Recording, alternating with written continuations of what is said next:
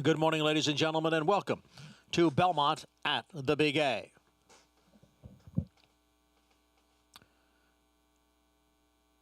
Cloudy conditions with showers in the forecast. Temperature will be around 60 degrees. As we start the day, the main track is muddy. The turf courses are yielding. Please note we are off the turf today for races 2, 3, and 10. We're on the turf for races 7 and 9, and again, the turf is yielding. And right now, we'll take a look at today's changes. No changes to report in the first. Race second off the turf will be run on the main track now at the distance of 1 mile. Scratch 6, wide right, 7, scramble, and 8, American Halite. Scratch 6, 7, and 8 out of race 2, which is off the turf. The third race is off the turf. It will also go to the main track at 1 mile. Scratch 1, Call Me Harry. 4, Soulmate. Scratch 5, Caneños. 6, Easy Time. Also scratch 7, Dominate the Moment. Scratch 1, 4, 5, 6, and 7. Number 11, War Stopper, will be ridden by Javier Castellano. Javier Castellano on the 11, War Stopper. In the fourth race, scratch 1, Scotto, and 2, Kong Loves a Fight. Scratch 1 and 2 out of the fourth. In race 5, which kicks off the pick 6, scratch 2, Flashy Alex, and scratch the 7, Mr. Bob. Scratch 2 and 7. A couple of changes for number 3, Kara's Prince. He'll run with a cheek piece on, and he'll run with 2 aluminum pads on. Number 9, Blame the Rulemaker, is a Ridgeline. Sixth race, scratch number 5, Mashni Girl. Scratch the 5, Mashni Girl. Race 7 is the Grade 3 Fasig-Tipton Weah Stakes. Scratch number 5, Flying Fortress. Scratch the 5, and note that number 7, Tass, wears a hood again. Race 8, the Grade 1 Frazette for 2-year-old fillies. Scratch number 3, Raging Sea. Scratch the 3. Ninth race, the Grade 2 Pilgrim. Scratch number 8, Vacation Dance. Scratch the 8. Today's 10th race off the turf goes on the main track at the same 1 mile distance. Scratch 1, Cagney. 3, Relate. Scratch number 4, Shin Sun. Scratch 5, Bricko. Also scratch 7, Inflation Adjusted. 11, Uncle George, and 12, Hatch. In addition, number 9 is 1 pound over. And 2 jockey changes. Number 13, Royal Tryst, will be ridden by Luis Saez. Luis Saez on the 13. And number 14, Top of the Mint, the jockey is Johnny Velasquez. Johnny Velasquez on the 14, Top of the Mint. And again, recapping the scratches in the 10th, which is off the turf. Scratch numbers 1, 3, 4, 5, 7, 11, and 12. Main track muddy. Turf courses are yielding. On the turf today for races 7 and 9. We'll come back at 12:30 to recap the changes. First race post is at 1 p.m. Up next, the Sunday edition of Talking Horses with Acacia Clement and Anthony Stabile.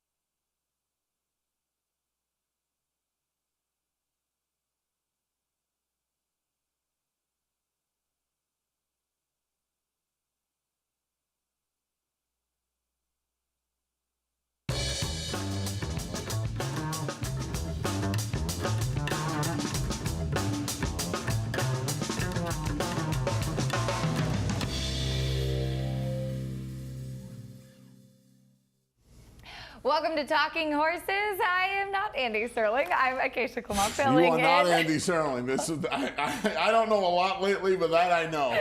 Filling in today, Andy off. Well-deserved break today, but filling in alongside Anthony Stabile. And great to be doing Talking Horses with you. It's been a while since I've been up in this part of Aqueduct. Well, down really. Down really, yeah, downstairs. You come to the catacombs. Yep. And there is a very creepy Halloween decoration. It's not a Halloween decoration. He's there all year. Oh, really? Yeah. Neferatsu? Yeah, that's kind of what it is. Yeah. I mean, it's like right over Anthony's shoulder, so every time I look that way, and there's a couple like plastic rats, and it's just, yeah. Well, you notice that my chair is tilted, is pointed away. It's really throwing me off, I'm not going to lie. I'm not a fan. I don't, I got the whole problem with owls and clowns, so. It's not an owl, I'm not a big mask guy either, so. Yeah, it looks like it's out of a Halloween movie. Anyway, we had a great day. I can't look that way. She can't even look this way. I can't. We had a great day. First time somebody looks my way and it's not me that's causing them to look away. It's the doll. I just was not mentally prepared for this. That's all I'm saying. I say that every day I get up, little A. I'm just not mentally prepared for this. Great day of racing yesterday with 4 graded stakes. Some more graded stakes action today. The 2 turf stakes are still on, which is good. The other races will be off the turf today. What were your thoughts of Life is Good yesterday? I'm one of these people, and the trip to the Middle East, I think, kind of confirmed that he was going to have some distance limitations at a certain point. They're pretty apparent now, because even in the Whitney, it looked like the last 16th of a mile or so, he started spinning the wheels a little bit. That was workmanlike yesterday. A 97 Beyer speed figure. The first time he has Beyered under 100 since his debut, sprinting. So I think those limitations are starting to rear their ugly head. You have no choice but to run him in the Breeders' Cup Classic. Yeah. You can't duck a horse, and you have to hope that maybe that racetrack was a little, it was muddy and tiring. And it was a track he had never raced on, a track like that he raced on yesterday. So, you say he's a generational talent, but he has a horse 3,000 miles away. That, I mean, if you put their last 2 races, Flightline's going to crush him.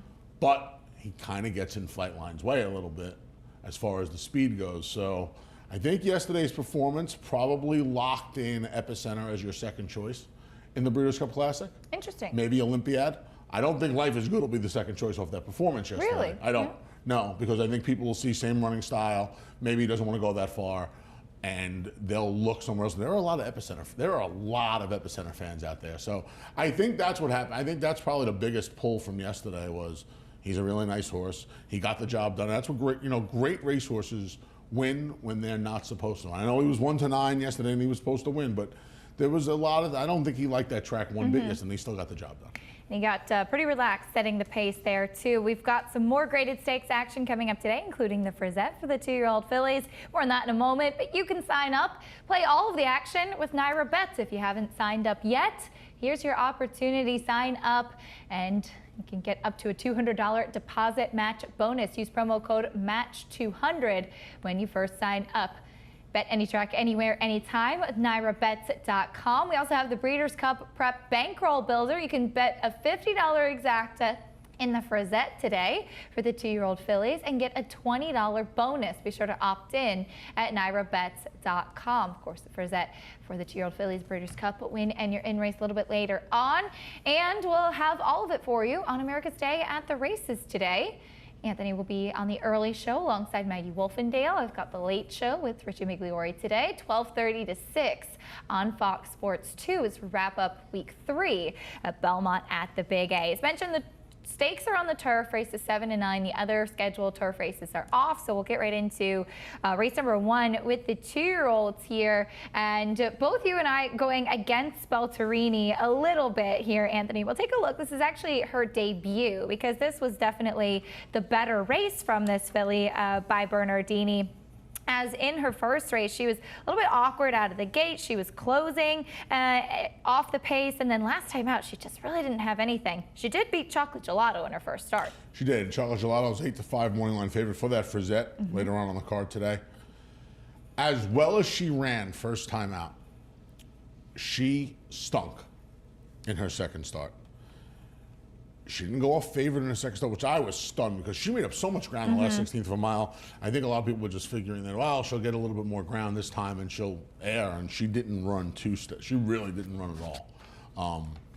Regressed 9 by her points. It was not a good race. I do not want her as the favorite coming back in here.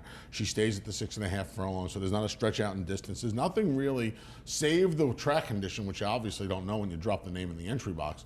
Nothing's really changed on paper from her last start. I don't want to take her as she can win. Yeah.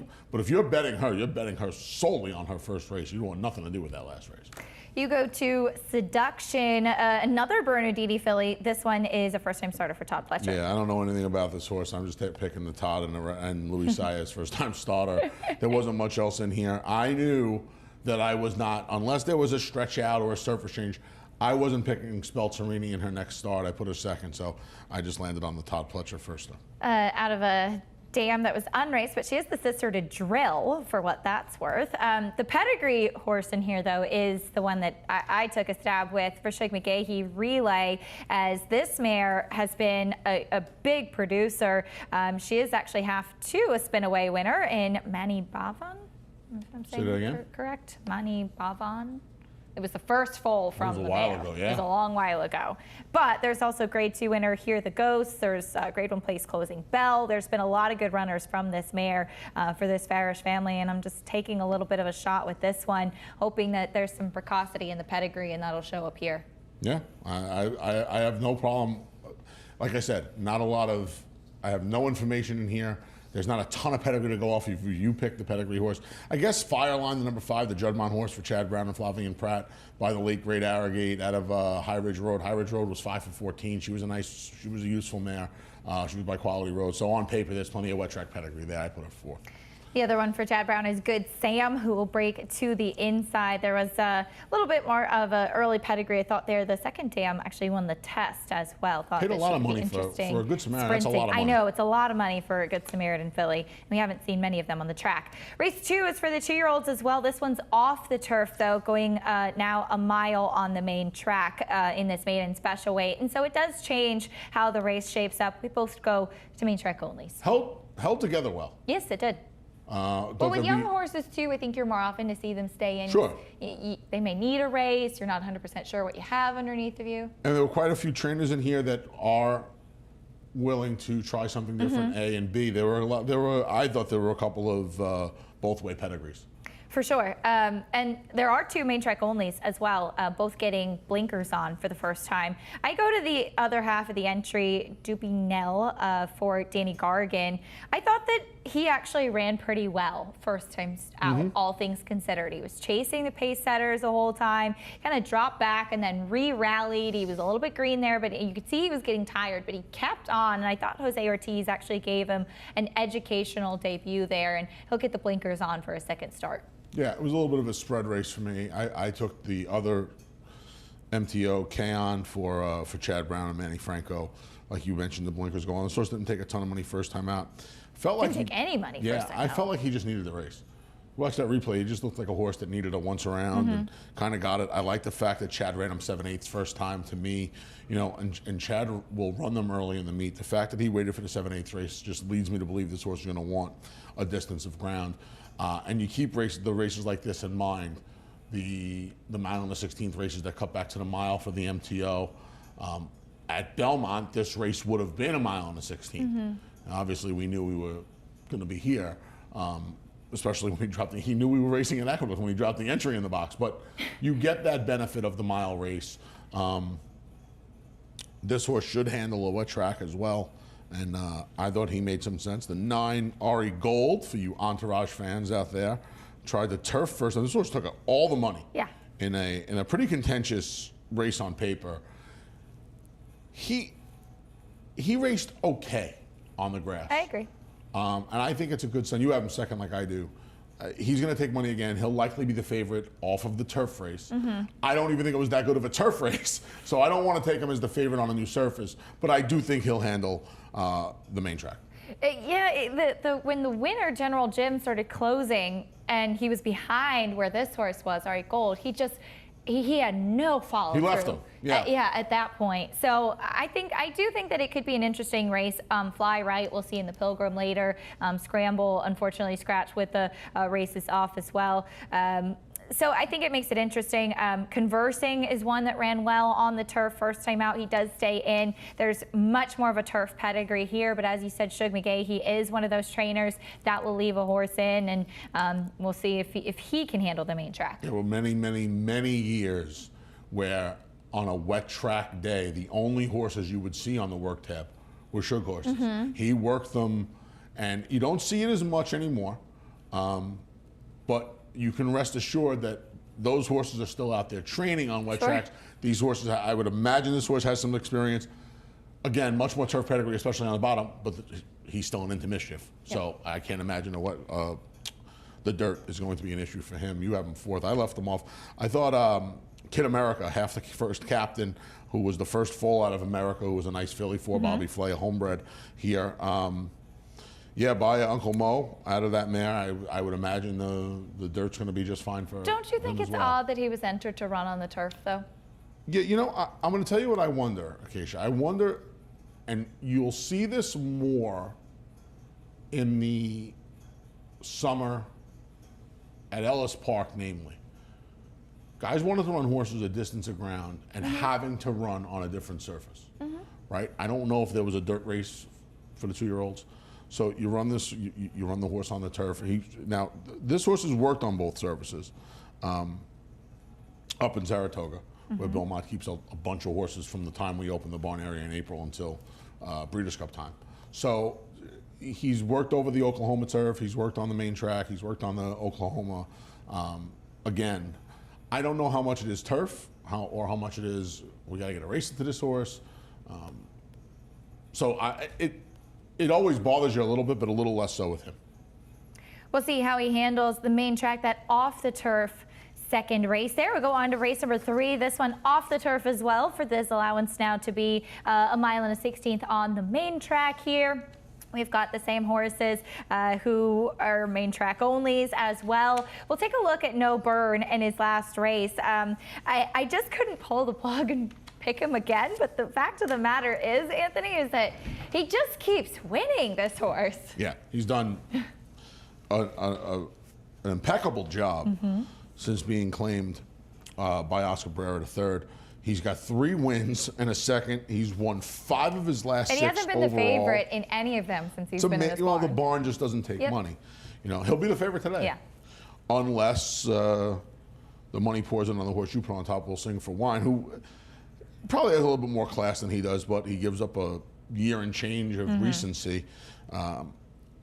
When these horses, you know, I say now a former claimer because this is going to be his 2nd consecutive allowance race, and in all honesty, the 4th race in a row where he's protected and couldn't be claimed with the start of handicaps. When these horses get in good form, and he's not only maintained, he's gotten better. I try not to get in their way. I really don't try. I try not to get in their way. I think last time was a pivotal race too because he stalked a bit as well. He didn't wire the field. Yeah, I mean he's really turned in to a nice little horse. I know in the beginning, you know, my man Lee Einsiedler originally had this horse, and they thought this horse was going to be okay. He was another one. I remember they ran him in a series of races going long. They never wanted to run him short. And again, this will cut back off the turf. This cuts back to the flat mile out of the chute here at the Big A. So, but yeah, I mean, I try not to. When his main competition comes from a horse, and like I said, he might be a little classier than him, but he hasn't faced a starter. Will Sing for Wine, the number 9, in over a year. I'll ride the hot hand, and I mean he'll be a short price. This race though, be very surprised. There's only 3 that stayed in from the body of the race. It just looks like the MTOs dominate this race. The MTOs do look strong, and I did go with Will Sing for Wine on top of the fact that I am very much a wino, as everybody knows at this point. But I don't know if you would sing for it at this point. Well, you don't have to. Well, but I don't think anybody would want me to sing for it more than We've likely. had enough road trips where I would co-sign that. I don't think you want to. I don't think you want Acacia singing for Wine. No, she does a lot of things really, really well. Singing is not one of them. Yeah, it's really not. I apologize, kid. No, look, it's a fact I am well aware of. I am definitely the the songbird. I'm the songbird of the group. You are, for sure. But I do know the words to a surprising number of songs. She does. She's never seen the Goonies, but she knows the words to a surprising number of songs. I have seen it now. I watched it on the plane a few years ago, remember? Right. So yes, it is a 13-month layoff for Will Sing for Wine. But I thought that this horse had some class. And he's been training really sharp for this comeback as well. Yeah, so I thought the work tab was interesting. Plus, I mean, Bill Mott has good numbers off the layoff as well. Last 2 works really eye-opening because it's not something the barn does. Yeah, I mean, it's those 2, and I think it's a considerable drop-off to Warstopper, who, you know, was kind of finding his way again. At one point, this horse looked like he was going to be a stakes horse, and you know, wheels kind of fell off the bus a little bit, but he's found his form a little bit and makes the first start for a barn that's always dangerous off the claim, Chris Engelhart. Moving on to race number 4, it's a $25,000 claiming race, non-winners of 2 in life. We're going a mile on the main track, and I don't know about you, I thought that this race was pretty tricky. And you have a horse in Eminency, so I'll let you start there because I actually looked at this horse for a really long time, and I was either between putting him on top or tossing him completely. After the scratches of Scotto and Kong Loves the Fight, the only horse I tossed out in here was a light, the 8. Yeah, this was a head scratcher, so I just decided I was going to put the biggest price on top. Eminency, at the very least, Acacia, is a little bit of a fresh face to the group.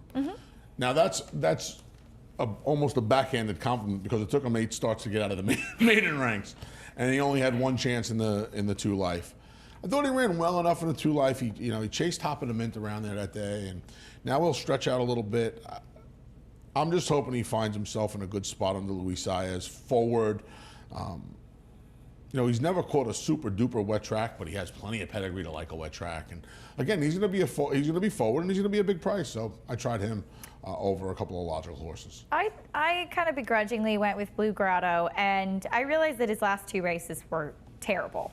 But it's a significant drop in class as he's coming back here. And you mentioned the fresh face, and that was kind of why I liked him, because he's dropping into the 25 for the first time. He used to show so much more speed than he has recently. I don't know if the wheels fell off, something happened. That's why we haven't seen him since April. I don't know if it's just by virtue of the fact that he was facing much tougher company. But with Kendrick Carmouche aboard, he used to ride him, was aggressive with him. I'm hoping with the drop in class with him just being one that hasn't run this low before and can be forwardly placed, if he can run back to some of those big races. I mean, he's run some huge figures here at Aqueduct as well. Even that race 3 back on a wet track in February would win this race. I know the question is, can he run back to that? That's a big if, but I thought that he could be a bit of a price in here as well. Yeah, he makes a lot of sense. Yeah. I almost picked him. I gotta have a little grudge against him. The 2 second-place finishes he ran, I needed him for a lot of money both of those days. And he's just off of that last race, the almost 6-month break, and now the drop. Yeah. I wonder if he has either of those races left in him. If he does, he'll be right on the money today. I can tell you that. Misbehaved is also taking a big drop.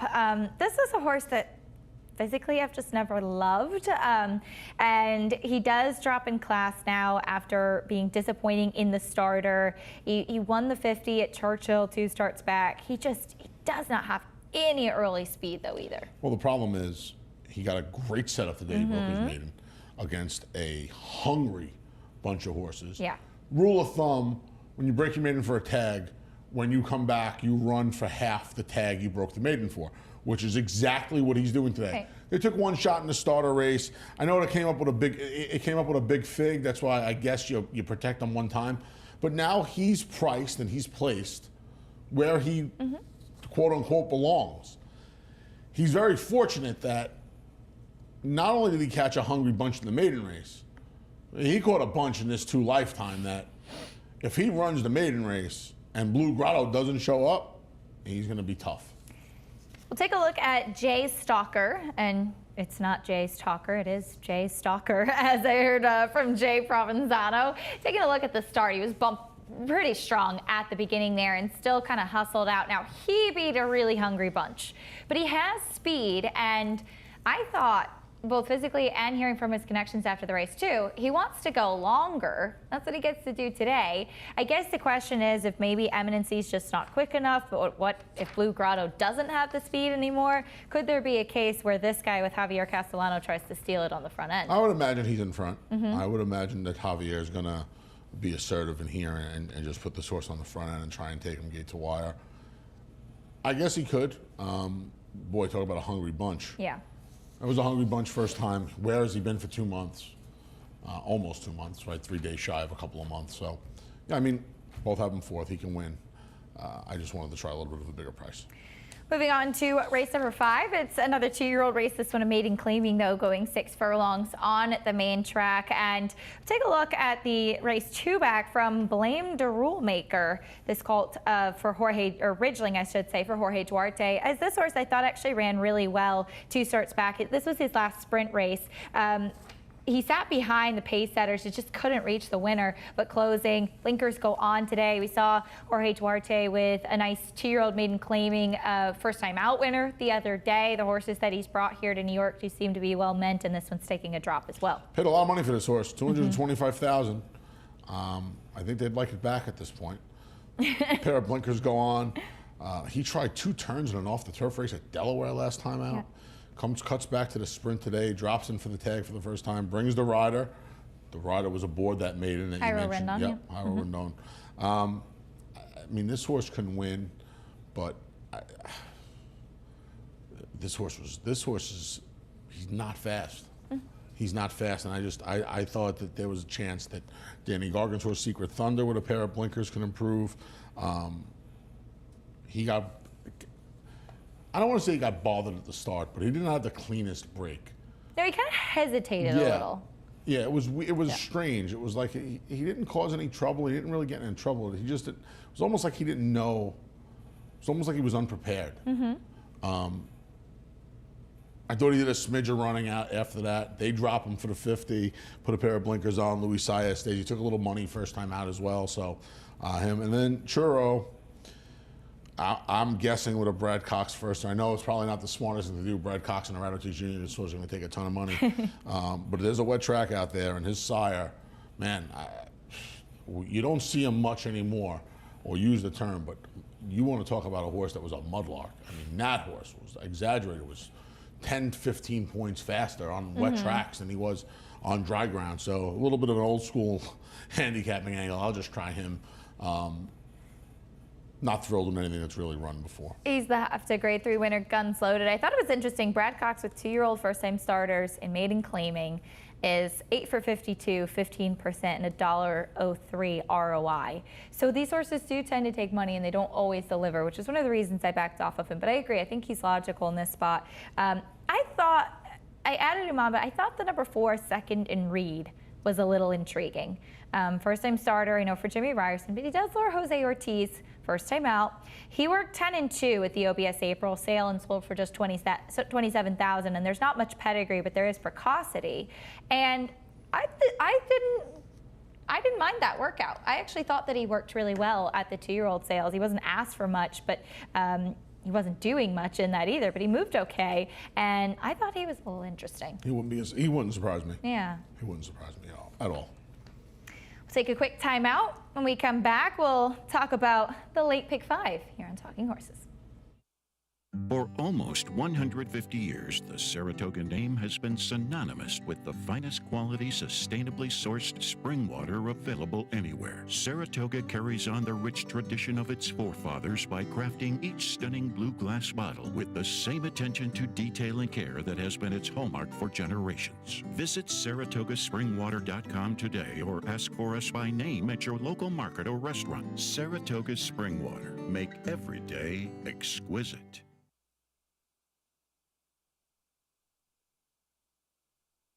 We're back on Talking Horses, brought to you by Saratoga Water, Acacia, and Anthony, as we get ready for the late pick 5. Kicking things off with the 6th race here, Anthony, a mile on the main track for this allowance for the fillies and the mares. And the question is today going to be the day for Jane Gray? As we'll take a look at her last race, which was going a mile, but 3 consecutive seconds makes her a little tough to trust. The the worst disease you could have at the racetrack. Second-itis. Oof. Still haven't found a cure after all these years. And she's tried Belmont. She's tried Saratoga, a wet track at Saratoga, 3/4 a mile. She doesn't want to get to the winner's circle right now, Acacia. And in this one, I thought she was going to be able to hold off Cocktail Moments. But the last 16th of a mile, she really seemed to get tired. I don't know if, and I know it was her biggest fig to date, and she dealt with a sealed, sloppy track that day, so you don't worry as much about the moisture as you ordinarily would. I don't know if she wants to go this far. I agree. Quite simply. I just don't know if she wants to go this far. It'll be interesting to see. It's 2 starts back, or at least back in June anyway. Belmont had said that she had reacted poorly to the heat, that she wasn't sweating. She had gotten some heat exhaustion. 2 starts back, it seemed like that might have been taken care of. She still finished second, and last time out, finishing second as well. We both go to the same horse with Spike to finish behind Fingal's Cave, who has been very talented for Dave Donk, and she's been really fun to follow. I don't think that she wants to go a mile and an eighth, so I like the cut back to the mile today for her. 1-turn mile cut back. Johnny V gets the outside stalking trip from some of the other speed, namely Jane Gray. It's a good point about the sweating as well. Yeah. She races without Lasix. I know. I thought that was interesting. I expected her to be on it back again. She had today. Lasix one time in her career that was off that layoff when she was eligible for the first time, and Bill took it off right away. So I'm sure that they ordinarily go hand in Right. hand. Dehydration and stuff, you worry about stuff like that with any kind of medication, really. But yeah, Spike is, I think there's enough peripheral speed in here, and there's enough real speed. I mean, Mariah's Fortune is fast enough. Jane Gray from the rail, you'd have to imagine is going to be forward. Yeah, I'd imagine Johnny leaves out of there with Spiked, and I always look like a fool when I say this. I don't agree with David here. I feel like these horses will be flip-flopped. I feel like Spiked will be the shorter price. Yeah. But hey, if she's 3-1, she's worth, to me, at 3-1, Spiked is worth every bit of that price today. Kind of the other one besides those two is Wasp, who they did run in the Yaddo last time out. There was no catching, Make Mischief. She's kind of been one that's on the fringes, so to speak. I don't think she's maybe quite up to the level of the two that we've talked about, but she certainly has some good races in her. Yeah, she does. And her 3 races since getting out of since running out of her New York bred conditions they've been fine. Yep. She raced well enough. You know, she ran into Brattle House when Brattle House was going well. Make Mischief and Ice Princess are a couple of far more accomplished fillies and mares than she is, especially in the New York bred stakes ranks and Open Company stakes ranks. So, yeah, but you kind of feel like, at least I do, she's the 3rd horse in here.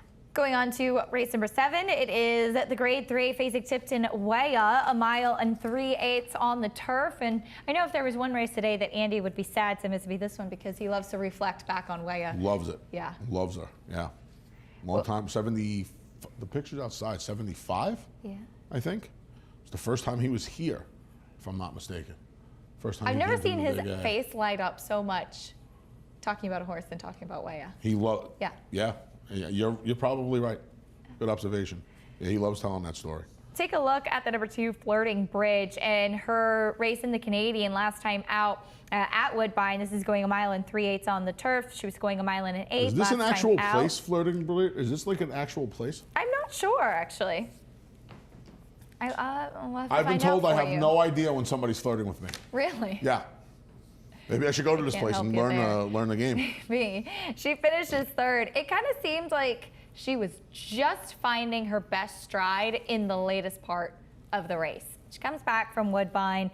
She's run well in her 3 races so far stateside for Brendan Walsh, and she obviously faced some good horses over in Europe before coming back. I don't think, looking at how she runs and how she's a little bit more even, I don't think the distance is going to be a problem, but it is the furthest that she's gone since she ran a mile and a quarter back in Ireland. And I didn't like 2 things about it. And I put her 2nd today. Trip? I did not like the fact that Rocky Sky pummeled her that day. Yeah. And that they immediately cut her back to a series of mile races after that. Now, I don't know if she finds things better here in America. I'll say this, again, could be splitting hairs. her 2 most competitive races in the U.S. came with Lasix. And I do wonder if that was something that was bothering her overseas.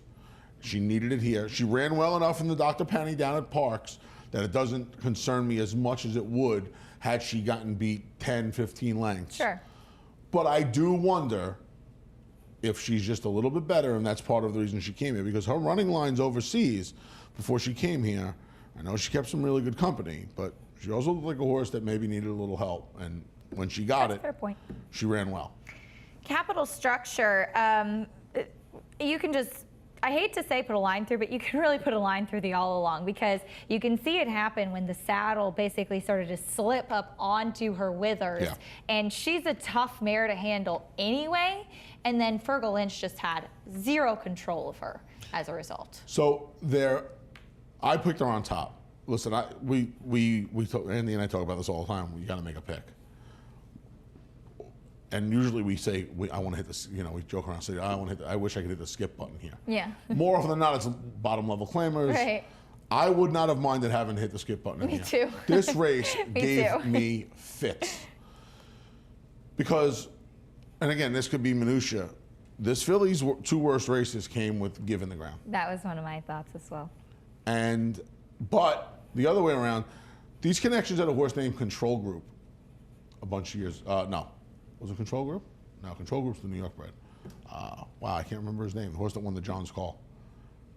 Who just, up until from distances to 1.25 miles, he was ordinary.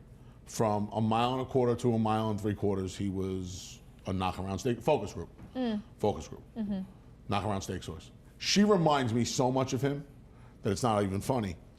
But that wet turf, and we've taken rain for a good 36, 40 hours at this point. It bothers me. We make a pick. I picked her just because I think the distance will help her. And like you said, last time he was you draw the line through the race. Costana ran very well last time out in the Flower Bowl. My concern with her is that she was really sharp before the Flower Bowl. Virginia Joy wired the field, and she was right on her hip the whole time, and she kind of flattened a little bit late as Warlike Goddess was closing. They could have just run 1-2 around, and obviously she was run down by a horse like Warlike Goddess, but she was right on the hip of Virginia Joy, who set the pace. I felt like Virginia Joy just towed her around there last time. Yes, yeah. So, yeah, I mean, to me, again, 3rd horse in, you got her 2nd. We saw the race kind of similarly. And then you have Rocky Sky, who, you see these Chad Brown horses come over, and more often than not, they strike at 1st or 2nd asking. Now she's here for 5 starts, and she has not gotten her picture taken in the U.S. as of yet. Eligible for a 2 other than allowance race, yet Chad still runs her in here. He reaches out to Manny Franco, he's had a bunch of success with. I would imagine Task goes to the lead. The number 7 will set the pace.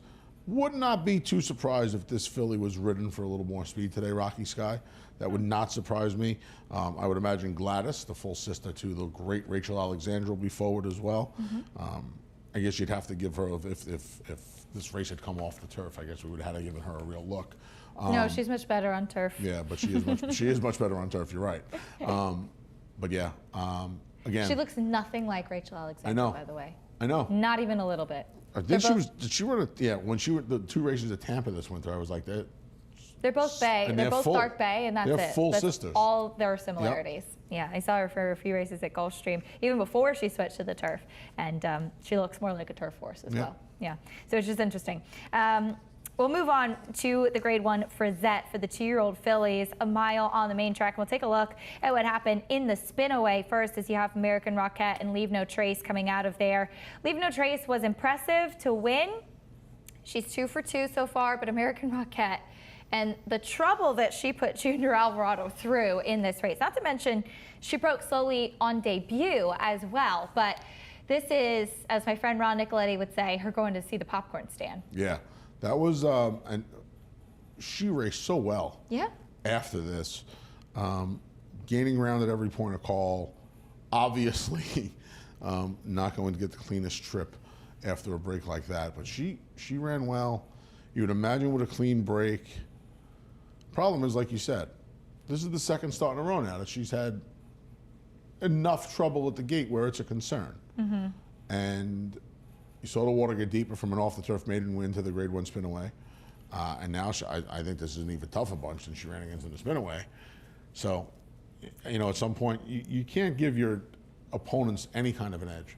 But in this sport, obviously, especially one at the start. So I got a third. I think she's a player, but I'd like to see her get away from there cleanly so I could have a little bit more confidence in her. We both back off Leave No Trace, and she won the spin away nicely last time, and it was great to see for Phil Serpy. He had a terrific Saratoga, but I do think that it's worth noting that the horses that have come then here to the Follow Me, the Belmont at the Big A, have underperformed versus what we saw in Saratoga. Yeah, the barns come back down to earth a little bit, and I don't think that's surprising. These barns can't keep going at some of the rates they won at up in Saratoga. She ran the same race in the spin-away that she ran in her maiden race, essentially. I just think a few horses didn't fire their best shots in the spin-away. I think she was a fortunate winner in the spin-away. And like I said about American Rocket, I think she's facing exponentially tougher in here. I think Chocolate Gelato's the goods. She got a huge figure. Now, she comes out of the same race as Spelterini, who's running the first race. I was in the paddock for that one. Half a Chance was a Wesley Ward runner and the only one in the field with experience. Yep. The only one. Broke from the rail and broke just from went the right to the lead, rail, and that ran was away it. from everyone else. Chocolate Gelato looks like a filly that will appreciate going longer. She came back after having some foundation, and particularly early on in the meet, especially with the 2-year-old races, the ones with experience and foundation were so much more deadly. And I think that that's just a case of what we saw with Chocolate Gelato. It doesn't take away from her talent. And I think that that last race, it is legit. Yeah, I mean, if she runs that last race, she's going to Yeah. beat these horses in a bad way. They were high on her first time out, obviously. She was a little disappointing. But like you said, you know, you almost feel a little bit like the operation and the MO has changed over at the Pletcher barn. Whereas they used to come out of there firing first asking, they still do. But now the second time starters come along a lot better as well. And she certainly fits that bill. She's a very likely winner of this race. You go to You're My Girl, who won against New York Bred Company, but she absolutely crushed that field. I loved her maiden win. Yeah. I mean, her maiden win was just amazing. She broke well, was right on top of the pace, left those horses on the turn, and just kept going. Ran through the wire. You know, Joelle had a good hold of her coming to the line. Miles should hit her right between the eyes. She's got the outside draw to see how it unfolds early. She can be the speed in here. She could very well be the speed in here. The Great Maybe is fast. The Great Maybe is another horse. That was a fantastic debut. Fantastic debut, right? Didn't have the cleanest of breaks, but she was soon in front. Another one just made every pole, you know, she widened it at every point of call. This is a fun race. Yeah. This is a You've fun also race. got the half-sister to Vequist and Yeah. Vita Rio in here, too. Yeah, the brother ran third in one of the... Mainstay? Yep, Mainstay ran third. So, yeah, families had success on the circuit. Yeah, nothing wrong with her. This is, like I said... You could make a case for any one of these fillies. Yeah, you could. Anyone. You could. Fun race. It is indeed. As we move on, we have one more graded stake. It's the Pilgrim. Will be on the turf a mile and a 16th for the 2-year-olds. We saw the 2-year-old fillies yesterday. We both go to I'm Very Busy, and we'll take a look at her debut. I thought that this was a really impressive first race from her, from him, excuse me. Called by Cloud Computing too, winning first out on the turf, and he did it well. And it just seemed like this is a horse with a lot of upside. Serious. This is a horse that you're going to have to contend with. This is a real horse. Big effort first time out. If he improves just a little bit, he's going to be super, super tough to handle. And I would just imagine that, you know, he's got to deal with the wet turf like the rest of them do. But yeah, off his debut, he's the goods. Battle of Normandy, one first time out for Shug McGahee, and then last time out could not catch Boppy O, who is a huge price in the With Anticipation. He ran a similar figure in his second start. There was a little cut in the ground there, and he was coming from off of it as Boppy O was up on top of that pace. Do you wonder if he could have some improvement today? He could. I know they went slow in the With Anticipation. He's got to run that horse down. Absolutely. Supposed to run him down. He's got to run the Yep. horse down. He's supposed to run him down. He's supposed to run him down. He didn't. Again, maybe it's splitting hairs. He gets beat a neck, but he had a great trip and dead aim, and he just could not get to a horse that paid $50. So that'll always stick in the back of my head. I thought Lachey is the 9 out of a fantastic dam who produces nothing but New York Bred Stakes horses. Everything I mean, they just runs. all run. I thought his debut rather, was good, and comes back in here. He's going to be a little bit of a price too. I think this race could get a little chalky.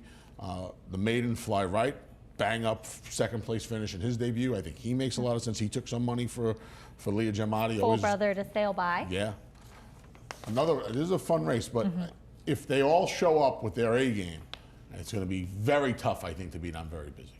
I'm Very Busy. Looks like the one in the Pilgrim, but that's a fun race. As we wrap up the day, race number 10, a mile off the turf in the starter allowance here. And I took a little bit of a shot with I Am the Law. I know that he's got a little bit of seconditis as well. I've never liked him going the mile in an eighth. I felt that was too far for him. So he cuts back in here a little bit today. And that wet track Saratoga race, he was completely washed out. And he's the type of horse that gets a little bit hot as well.